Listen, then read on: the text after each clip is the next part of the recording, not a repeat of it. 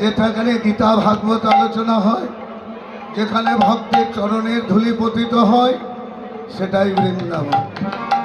তাহলে আমাদের বেলাই গ্রাম এই বৃন্দাবনের কথা কি? সাধক বললেন না, ইহ কহ আগে আর, এর আগেরটা যদি জানা থাকে তাহলে সেটা বলো।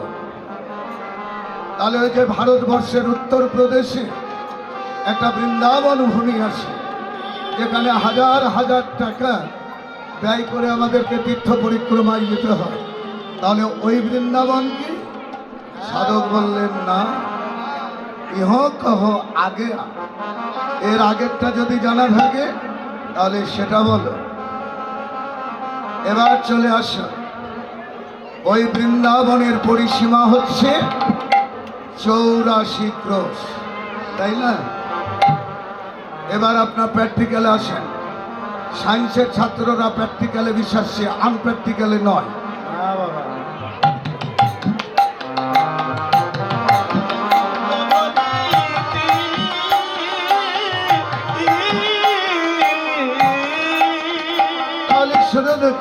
তাহলে এখানে প্র্যাকটিক্যালে গিয়ে একজন দাঁড়িয়ে গিয়ে দেখো, পায়ের তলি থেকে ষোড়শ দল কমল নির্মিত স্থান পর্যন্ত নিজের নিজের আঙ্গুল দিয়ে দেহটাকে মাপে, দেখবেন নিজের নিজের আঙ্গুলে 84 অঙ্গল পরিমিত এই দেহখানি, অর্থাৎ নিজের নিজের হাতে 3.5 হাত। এই বৃন্দাবনের কথা ভাবনা করলেন ভগবান পুরুষোত্তম শ্রী গৌরাঙ্গ। তাই বলছে বৃন্দাবন ভানি চকিত বিলোকনে পাওল সুরধ্বনিতে। তাহলে 18 মোকাম তত্ত্ব সম্বন্ধে যাদের জানা আছে, ওই যে আমার বাবাজি আছে, মুড়িদের লোক, আমাদের লালনের লোক, আমাদের চাইতে ওরা এখন আত্মতত্ত্ব বেশি বুঝে।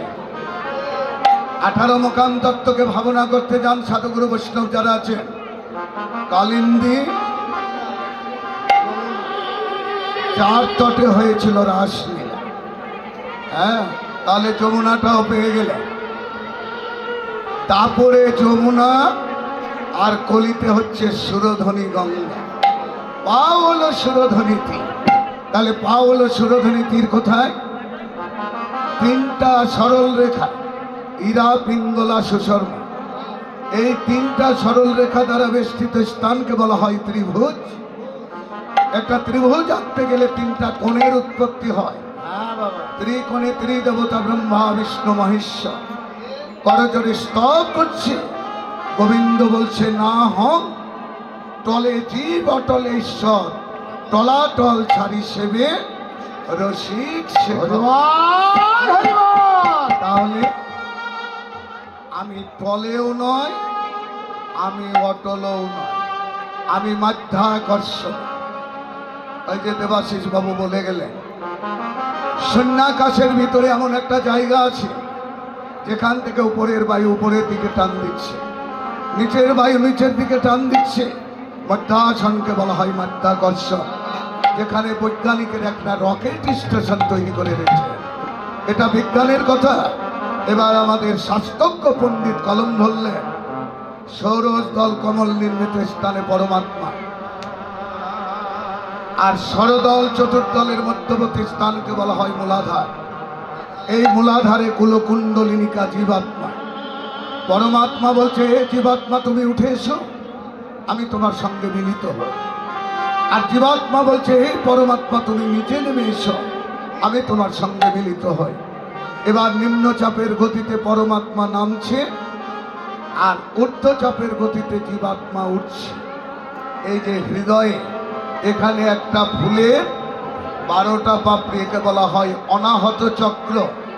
এই অনাহত চক্রে জীবাত্মা পরমাত্মার মিলন হয়। এই যে রাধা গোবিন্দে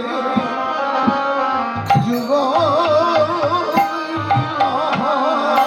রাধা গোবিন্দে যুগ, আজি এই তো আমার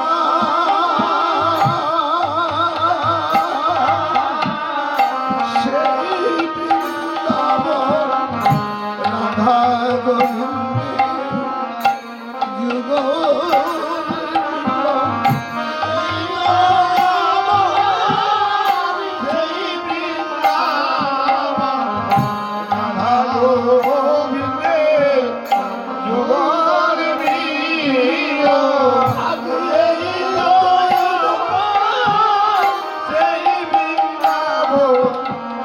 সাধু ছাড়া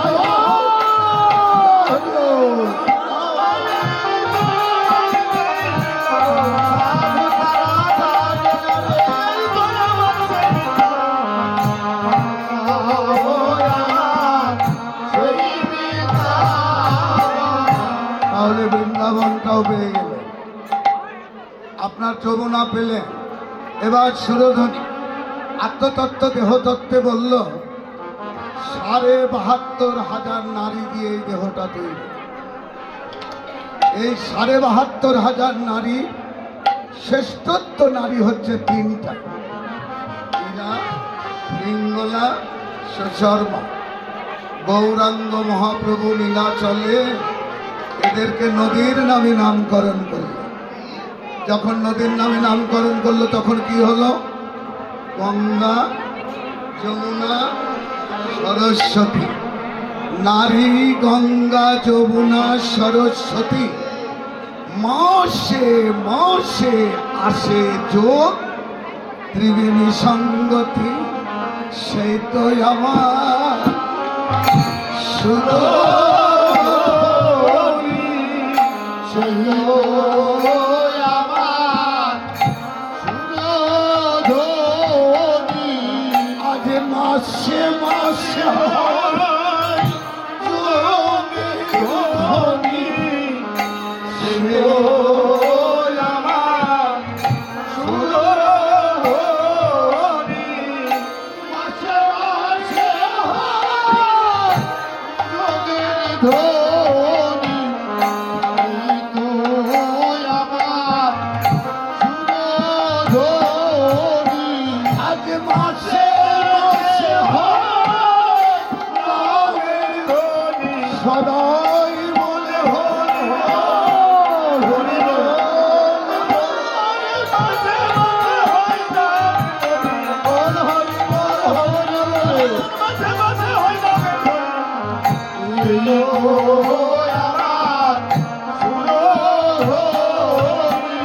তাহলে সুরধ্বনিটাও আপনারা পেয়ে গেলেন। তাহলে এখানে চিন্তা করেন যে এই জায়গাতে যারা তীর্থ পর্যটনে যায়,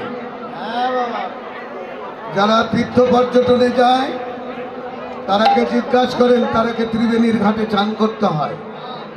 ওখানে একজন পাহারাদার আছে, ইংরেজিতে বলা হয় আটলান্টিক মহাসাগর, আর বাংলাতে বলা হয় ব্রহ্মহ্রদ।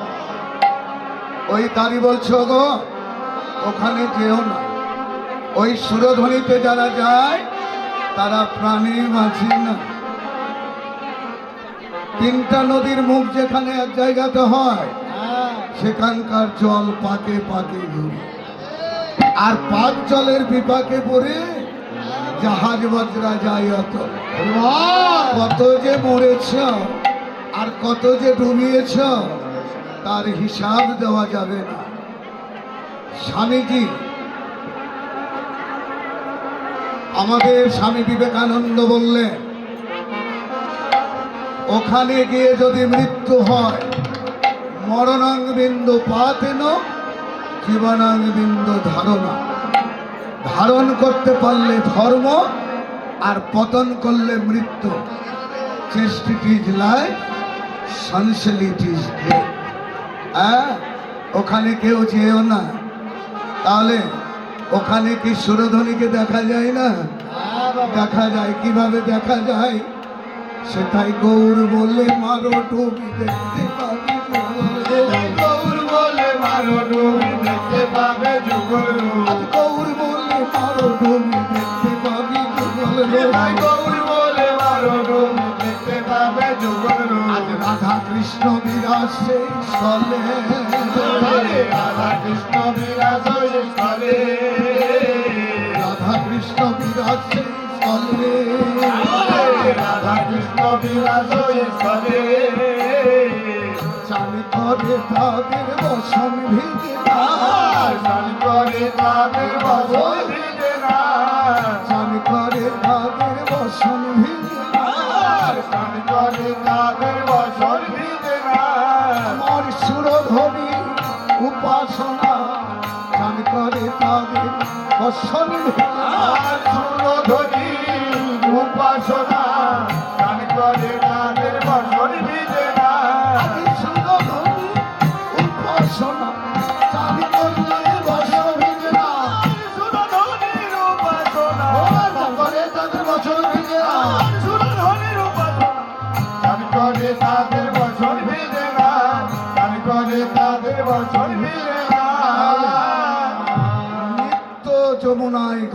স্নান হয়, নিতই নিতই গঙ্গা স্নানের যাত্রী হয়, গঙ্গা স্নান হয়, কিন্তু কাপড়টা ভেজে না, শুকনোই থাকে। ইহাই ভজন। তাহলে এই ভজনের গীতে, তাহলে কি সেখানে কেউ পার হতে পারে না? পার হতে পারে। কে পার হতে পারে? সাধু যারা জানে তারা সন্ধানে পার হইয়া যায়। প্রেম নদীতে রসের খেলা খেলবি যদি আয়।